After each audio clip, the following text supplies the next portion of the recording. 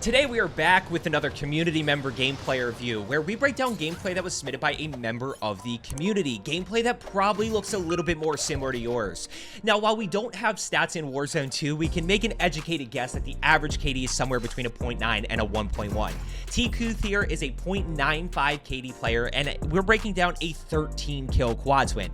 Now, I'm going to be upfront, guys. He does some things really well. I think he executes at times better than a 0.95 KD player, but there's also some major areas that he struggles, and those areas that we're going to focus on are frankly areas that a lot of you struggle. They're mistakes that a lot of you make. Real quick before we really get into this here, if you want the chance to have your gameplay reviewed, check the pinned comment down below. I have a link to join my Discord as well as instructions on how to submit your gameplay, and I will always break down below average players, and even demons. So let's go ahead and jump into this. We're going to start off, just one quick thing I want to highlight here. We're going to push this forward to them getting loadout. The one thing I want to highlight is if you are subscribed, you know we need to get 4 kills in the first circle to drop a 20 kill game. That's the pacing we're looking for.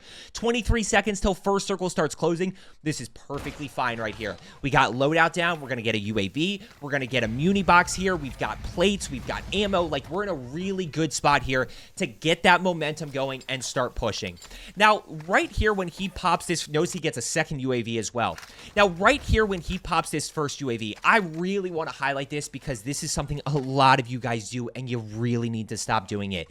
Do not open the big mini-map. He's going to go ahead. He's going to open the big mini-map. He's going to look. He's going to ping those guys. But what do you notice?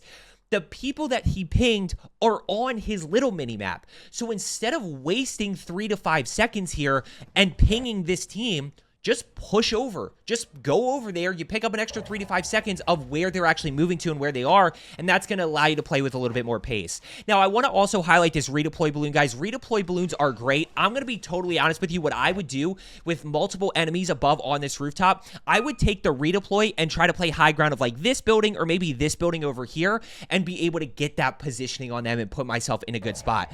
It ends up not being a huge deal for him because one of these enemies pushes down and ends up pushing right to him. Really good job of just hip firing here. You're going to see him hip fire a lot to track enemies in close quarters. Definitely something you want to be doing. You know, hip fire is absolutely broken. Once again, if you're subscribed, I talk about that all the time. Make sure you're hip firing. Doesn't matter if it's an AR or anything. Now, bunch of people all around him, people high ground, people low ground. I want to highlight this enemy right here on his level.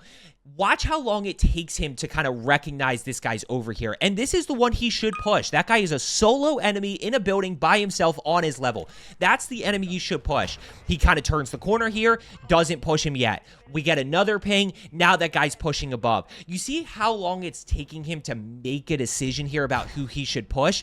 And what's going to happen is, once again, it's just wasted time. Now, he does end up getting this guy. Once again, another hip fire there. And he's got a bunch of people all around him still. One over to his left side, so he's going to engage on that. I like this play. Notice when he gets this kill, he gets one ping right here on his level in this building, so he is going to immediately act on that. Good play right here. Good job using the mini-map. Good job making a quick decision. Bunch of people still all around. Now, this guy ends up being low health, so we'll take the kill. Absolutely. Once again, hip fire. We get the thirst, and watch the mini-map here. Notice this guy is clearly pushing down, right? Just based on where he's moving to. You can kind of see the direction that he's moving. He's moving off of the rooftop here, right? Moving off of the rooftop right there, clearly pushing down below. We're going to anticipate him pushing. Now, I think he loses this gunfight if this guy's full plates, but he wasn't, so like it is what it is. We'll take it, and just like that, we're up to 4 kills. Now, when we talk about pacing, guys, I want you to remember this. This is a big one. Always think about repositioning, or sorry, always think about replating as you're repositioning and getting into your next gunfight. Notice he just shoulders this corner, right? For what reason? There wasn't anybody around. Instead, you get the information that there's 2 over here, right? So 2 enemies over this way. Instead, work your way up the stairs as you're replating, and this way, as you get to the rooftop, you're already ready to challenge, right? And you didn't really waste any time because you were repositioning as you were replating. Is it a big deal in this moment? What did he waste? 3 to 4 seconds? Not a big deal. Do that 10 to 15 times a game, and all of a sudden you're wasting anywhere from 30 seconds to a minute, which could easily be 3 or 4 kills for you. Now, right here, another thing that he does really well. Well, partially good, partially bad. He's going to push in. I like the fact that he disengages this. This is something that a lot of you struggle with, is knowing when you just don't get off to a good start in a gunfight, and it kind of feels like you're going to lose it and backing out before, right? Didn't really quite get off to a good start. Felt like he took a lot of damage. Now, what does he do wrong in this situation? He immediately he reloads and then immediately pushes back in, right? If you're going to re-challenge, guys, it's an immediate re-challenge. It's an immediate break the line of sight and then immediately re-challenge that to catch the enemy off guard because you played unpredictable. When we take a break there, that gives the enemy time to get away. It gives them time to trade out if they have a teammate. A lot of bad things can happen there. So if you're going to re-challenge, that needs to be immediate. But right there with his teammate close by, I would have just replayed it. Now notice that he's still not replayed it here. Just a little bit of a mistake. But I would actually go back to here and say, okay, as soon as you don't see him right there, start replating now. Once again, replating immediately. And a lot of you guys forget that the fastest that we are going to be is when we are plating up. We get that increased movement speed when we are plating up. That gives us the ability to get away, and once again, gives us the ability to reposition and then re-engage immediately once we're done. Now, he's going to replate right here. He's going to go ahead, try to figure out where's next. Notice 4 kills in the first circle here, so we're on good 20 pace. Here's a guy around the corner right here. He's just waiting, trying to see what he can find. Ends up hearing a guy, seeing a guy right there, and just shoot this guy, right? No need to wait there. Just ADS and shoot this guy. Jump up. If you're caught in attack sprint, guys, just jump. So notice he's going to challenge around the corner here. Right in this moment, jump. Because if you jump, your crosshairs are out, then you can shoot this guy. Pretty easy kill right there, kill number 5. Now, what do we do in this moment? Biggest thing that we note is we got $11,000. Really good spot to be in right here. We've got cash flow. We've got 5 kills. If you are subscribed, which, by the way, if you are looking to get better, make sure you are. Now we are looking to have 8 by the end of the second circle here. So he needs to pick up 3 more kills. Where do we go? Well, the easy answer here is you just go back to your loadout buy station, right? You know that nobody landed at mall. Maybe there's another team over at mall, but you know this generally should be pretty safe over there. So go back to this buy station here, which I just fast forwarded 10 seconds, so eventually he does. Go back to this buy station, pop a UAV, and then figure out where you're going to next. Now, what's going to end up happening here? The same exact thing that happened earlier. Once again, we're going to pop. He's going to see if he can buy another one. He can't. But what does he do? He just ends up, you know, hey, go buy another UAV, you know, blah. He opens up his minimap, tries to see where he goes. All of a sudden, we're like halfway through this UAV, and we have yet to start pushing anybody, right? Our goal with a UAV is 2 things. Number 1 is to remember as much information as possible. So we got teams straight ahead. We got teams over to our left. But the biggest thing that we need to be doing is getting kills. We want to take advantage of that because that's how that momentum builds. By the way, he's going to go back, buy another UAV, which I'm not totally opposed to right here. Our biggest thing is if we can get momentum, we pop a UAV, we get a kill, then the UAV matters a little bit less because we just keep acting on the minimap pings that we get. So we get a kill, we act on minimap ping, we get a kill, we act on minimap ping, we get a kill, and it just keeps going from there. Now, remember I told you about the redeploy? Once again, opens the big minimap, right? Look at the little minimap. Look at the little minimap. What I would do here is you can either fly this direction or you can fly this direction, but take the redeploy. Quickly rotate, get your high ground, and then what that's going to do is you're going to quickly get into a range where you have a better picture of the UAV, right? Because by that point, as you fly over, you're going to get closer. You're going to be able to see exactly where people are, what buildings there are, what buildings they're in, and then from there, you can figure out where you want to challenge. So that's one of the biggest things when it comes to increasing your pace and not wasting time is going to be like, hey, you just got to act on the information. Just start pushing that way. Just start rotating. Don't open that big mini-map, and I see way too many of you do it. Now, sometimes he does play a little bit all over the place. Sometimes I feel like he does play a little bit out of control, and we kind of see that right there, you know, as he slides around the corner. He's kind of over-sliding at times. I don't know if that's a sensitivity thing. Just make sure that you are centered exact like this. This is a great example. As he turns the stairs, look where his crosshairs are, and this is just a little minor thing. Look at his crosshairs right there. Notice he rotated to the left side as opposed to his crosshairs being up top here. Let's see what he does here. Should pop UAV. Yep, watch again. This has got to be an immediate decision to go push these enemies. Now, I want to highlight 2 things in this situation, guys. Number 1, take the free kill. When I say free kill, I mean one-on-ones. Take your one-on-ones. And why do I say those should be free? Because you have information here, and all you got to do is execute. Take your free kill on this guy right here who is sitting over on your level, right? And he's been there the entire time. Take this guy right here. Don't push the team of 3. You can push the team of 3 after. Go take your solo player, and then what do we do from here? Then we need to play an adjacent rooftop, guys. When we talk about Vondel, one of the biggest components when it comes to positioning and challenging enemies that are above you is playing the adjacent rooftop. Yes, there are certain times when you do want to play from down below. When I first started doing Vondel videos, my whole mindset was adjacent rooftop, adjacent rooftop, adjacent rooftop. Yes, there are times that you want to play from down below. Not when it's a full team. When it's a full team in a building, guys, you've got to find a way to challenge from an adjacent rooftop and be able to shoot across, get it down, and then act from there. Now, this fight is going to get a little bit messy, and notice that his pacing is really slowed down here, right? 4 kills in the first, then he had 1 kill, and now all of a sudden, we're 3 kills short of where we need to be in the second circle. When it comes to the third circle here, guys, we need to get 6 kills. So ultimately, the pacing for it is going to be 4-4-6-6. 4 kills in the first, 4 kills in the second, 6 kills in the third, 6 kills in endgame.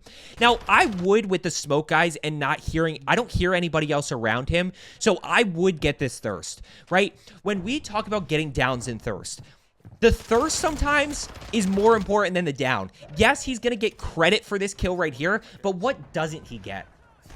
Right? He doesn't get the minimap pings, which means he doesn't get the momentum. He doesn't get the information. We know they're still in there, but like where? Right? I would much rather have the information and be able to execute on that versus my teammates getting it because they thirsted the kill. So quickly thirst that kill, get the minimap pings, make comms to your teammates, and then push from there. One enemy in this way. Once again, you're going to see him back off here, which I like just didn't get off to a good jump there, but he does re-challenge that again. And I just don't think that's a great spot to re-challenge. Other thing here, sprinting while plating, sprinting while plating, sprinting while plating. Guys, as soon as okay, re-challenges, so be it, right?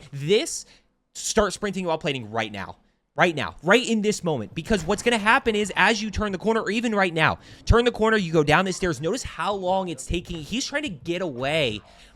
This is the best way that I can put this. A lot of you, including him, are trying to get away and then replate, whereas I am using sprinting while plating to get away. You see that difference there? I'm using it to get away from enemies because of the increased movement speed. Meanwhile, you're trying to get away and then sit in a corner and replate. So that's the biggest difference right there. Once again, use your throwing knives. You're going to see him. He's going to get this kill around the corner. Good job acting on information, but he's got 1 bullet left, guys. That's why we use throwing knives. Use your throwing knives right here. Down, thirsty with the throwing knife. All of a sudden, you have plenty of ammo, and notice he does over-rotate. I don't know what his sensitivity is. If you're doing that as well, guys, or your aim's a little bit all over the place, it's one of 2 things. Either number 1, your sensitivity's too high and you need to adjust it, or number 2, you just need to work on being more precise on that right stick and you're being really heavy. I would say if you're somewhere between the 6.6 and 8.8 point or 6.6 and 9.9, that you probably need to work on being more sensitive with the right stick. If you're any higher than that, 10.10 or above, you need to either work on being really precise with that right stick, or you need to lower your sensitivity. Now, 8 kills right here. Notice that we've kind of lost our 20 pace at this point, and I do want to highlight this. $8,000 with buy station being into our right side, I would be tempted, and the fact that my teammate just hit it, right? Notice our blue teammate was just over there and grabbed loadout. I would go over there for a UAV. I would fly over there for a UAV real quick, try to get a sense of where everybody is. I'm just going to keep pushing this forward like 10 seconds at a time here, because what they're going to end up doing is they're going to smoke it. He's going to buy UAV right here. And now you get a better sense of where everybody is. Now, what do we see? Bunch of people across, people that have to rotate into our left, people that have to rotate in behind. We've got a solo enemy straight ahead. We've got 2 enemies around the corner. I'm okay with what he does right here. I'm okay with him pushing up, taking this solo player. But then again, what do we look for next, right? So there's that pretty easy kill. Then we got to go challenge somebody else. We have to go challenge either straight ahead. Notice we run out of the UAV right there, but we do have another one. So what is this next UAV show? He's going to pop it here in a second. That's his teammate right there. Watch what we get. Right about here is where he's going to pop it. There we go. Okay. Bunch of people all around. He's got 2 people down below. Actually, I think it's 3 people down below, right? Nope, 2 people down below, 1 enemy up above. And by the way, you know, this is one of those where, like, he stops shooting, and I know he's trying to save ammo, but his teammate ends up stealing his kill right there, which is highly, highly, highly unfortunate. Notice 2 enemies down below, 1 enemy pushing in. And the biggest thing that I want to highlight right here, guys, the biggest thing that I want to highlight is lack of anticipation. 1 enemy down below. When it comes to challenging enemies, guys, where you know it's a solo player, you've got to anticipate. Now, what are the 3 levels of anticipation? If you made it this far, as always, guys, thank you so much. First level is you don't anticipate at all. You don't think about where enemies are. You just react. Number 2 is you start to anticipate a little bit better, but you're still not totally confident in yourself, and you're still not expecting that enemy to be there. And number 3 is, of course, you're basically like pre-firing corners. You know that person is in there, and you're clearing it ready for this guy. Watch him do level number 2. He anticipates around the corner, right? His crosshairs are out, but notice he's still reacting to this enemy. He's not really confident that he's in here, which is why he ends up losing this gunfight, right? So when you watch it full speed, I'm okay with him slow playing this a little bit, but notice right there, you kind of lose the ping a little bit. He's still got to pick up that this guy's in here, though, right? And he ends up going down. Unfortunate. His teammate is going to go ahead and buy him back right here. Teammate's going to be able to buy back. That's just a cash flow thing. And right here, he's back in with the STB. Now, he's got quite some time. We're in 5th circle here. He's going to pick up a few more kills endgame. You know, when we talk about endgame, guys, it's a great opportunity to get kills. He finishes with 13 here. You know, he obviously had picked up 1 already. That's he's got to just hit high damage areas here. That's the biggest thing. He's already picked up 1 already after 4 circle, and he's going to go on to pick up 4 more. You know, biggest thing right here, guys, he does hip fire, but notice he hip fires low. He hip fires low, which is why he takes so much damage here. Go ahead, quickly grab plates. See, oh, nope, he's across. Does he go down again? Okay, so he's back in. So he's died twice now in this end game. Just a little bit of, actually, he died there because he didn't really hit shots well. Now, what do we have? His teammate does have enough for cash, so does have enough for buyback, so he probably should. And he's going to be a little bit over-aggressive here. I'd be really tempted to ping for my teammates at this moment. Just to ping for my teammates. Try to get a sense of, okay, where are enemies? He's going to grab that, but doesn't really grab anything that's super beneficial. He's still with an STB, and thankfully he does have plates here. He should have some plates over to his left side, and he is in circle, right? So he's in circle. You've got 8 other enemies. There's another plate right there. What's that gun-wise? The ISO? Should be the ISO. Not a great... Oh, one to your right side. You just saw him. Yeah, he's going to re-challenge that. Live ping, guys, especially during these end games. You want to live. That, he actually stole back. So he did get that kill right there after that teammate stole one earlier. So down to 4 other enemies, not 100% sure where exactly they are, but he's in a really good position until he gives up his high ground, right? He gives up his high ground here to go play aggressive, but just kind of sit up. Well, actually, there's one right there, yeah. Yeah, bags. Go buy back. Buy back. Yep. Nice. Yeah, 1, 2. Good play.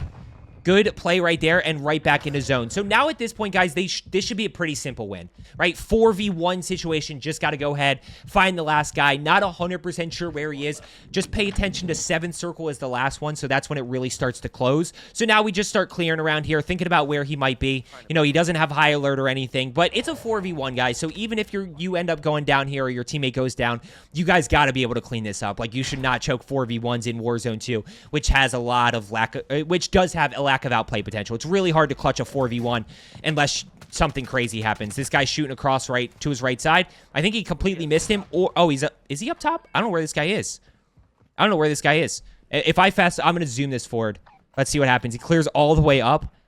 This is taking forever for them to find this guy. This is taking literally forever for them to find this guy. Yeah, he's finally over this way. There's the kill right there. So guys, I hope you found today's video helpful. As I always say, let's get better today, and I will see you tomorrow.